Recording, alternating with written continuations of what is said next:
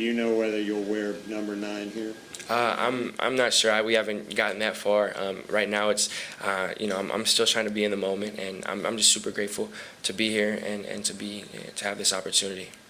Carly Gephardt of Fox Charlotte. I'm sure you've had a lot of people reaching out to you, texting you. What was the most memorable moment or interaction that you've had since you were drafted last night? Honestly, it was just getting that phone call and being able to share that moment with my parents and with my family. That's something you dream of, and it feels so. Right when you start the process, it always felt like something that was so abstract and so far of actually being able to hear your name called and get that phone call and share that moment. And for so long it felt so out of reach, and for us it's finally come to fruition yesterday, and to be able to have that moment with my parents and with my family there, it meant the world to me.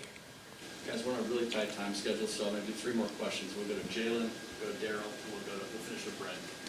Jalen Hill, Big City Metro. Bryce, what advice has Nick Saban given to you throughout this process? Did he call you yesterday, and what did he tell you? Yeah, Coach Saban, he came yesterday. He was there in person and supported me and Will and BB, and everyone was there. And, I've learned so much from Coach. And, really I think the biggest thing is just accountability, making sure that you hold yourself accountable. And, whatever it is that your goals are, and whatever it is the standard that you set for yourself, to be accountable for that and to be consistent in that.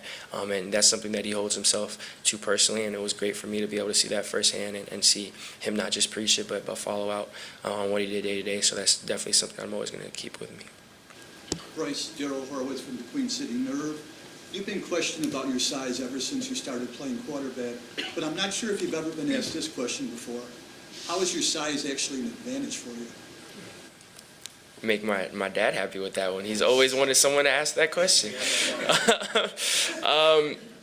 Honestly, I think for me, I don't know if he'll like this answer, but I always look at it as, I only know one way how to play the quarterback position. Like you said, been this size relative to everyone around me. So I don't really look at it as an advantage or a disadvantage. I think I would have to know another perspective to know that. For me, again, I try my best to focus on myself and be the best version of myself day in and day out.